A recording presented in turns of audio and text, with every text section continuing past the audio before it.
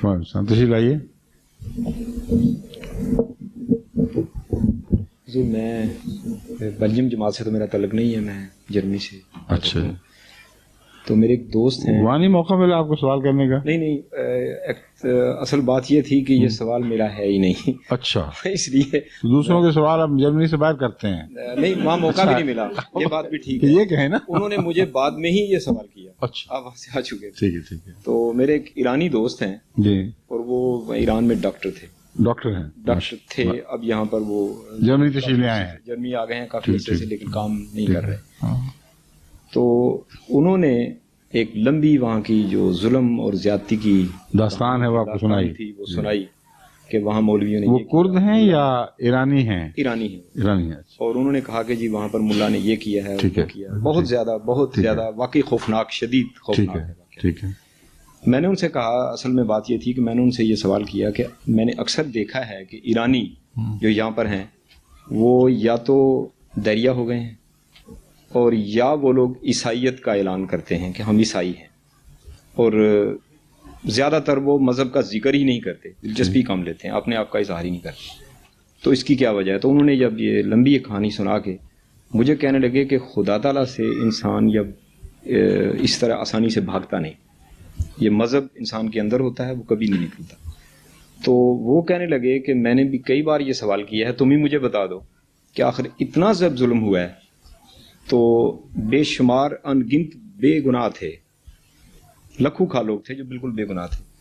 تو ان کی ماؤں نے بھی چیخ و پکار کی خدا تعالیٰ کے حضور، ان کے بچوں نے بھی کی. تو خدا تعالیٰ آخر کب ان کی سنے گا، کیوں نہیں سنتا؟ یہ سوال ہے. یہ سوال ہے. تو سوال یہ ہے کہ کیا انسان کو اس دنیا میں یہ اختیار نہیں ہے کہ وہ گناہ گار بنے یا نیک ہو جائے؟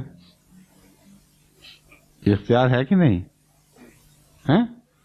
تو جو خدا نے اختیار دیا ہے اور آزمائش کا دور ہے، تو چھینے کیوں پھر یہ اختیار کسی سے؟ اور دوسرا یہ وہم ہے کہ دوسرے سارے معصوم لوگ ہیں.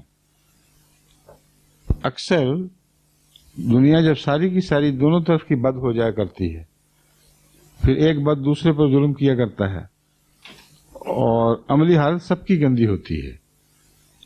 یہ فرضی بات ہے کہ بڑے بزرگ اور نیک لوگوں پر ظلم ہوئے ہیں. دوسرے اگر وہ حقیقت نیک اور بزرگ ہوتے تو اللہ کی آواز پر لبیک کہنے کی ضرورت کیوں نہ کرتے؟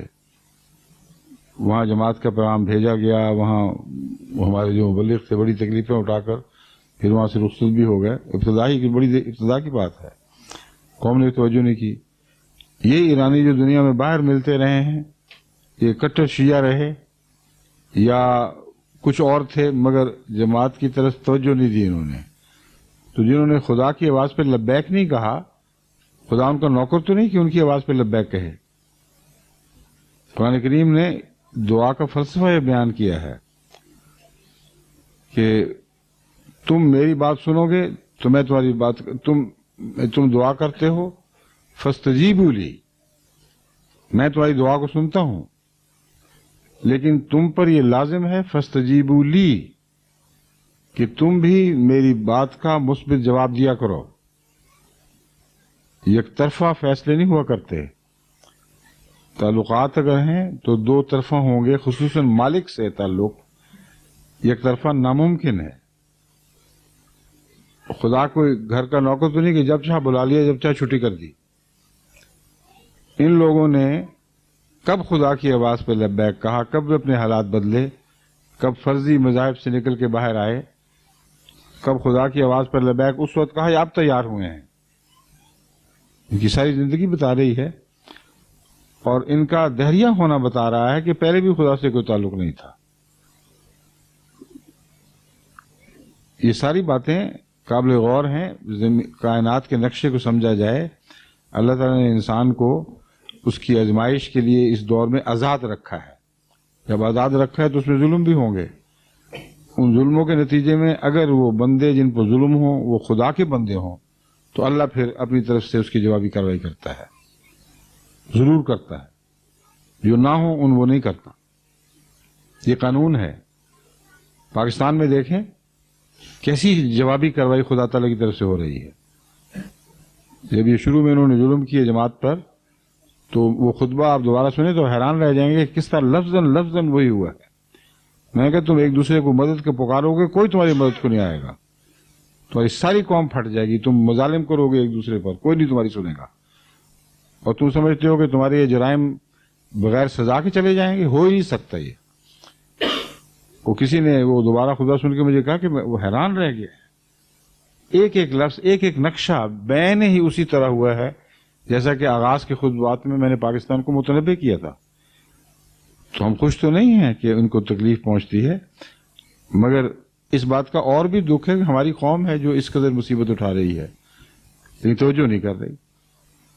جو باتیں ہیں پاکستان میں جماعت احمدیہ کے خلاف ہوئی تھی وہ ایک دوسرے کے خلاف کر رہے ہیں, ایک دوسرے کو کافر, ایک دوسرے کو غیر مسلم, ایک دوسرے کا اغوا, ایک دوسرے کے گھر لوٹنا, قتل و غارت, اور کوئی پوچھنے والا نہیں.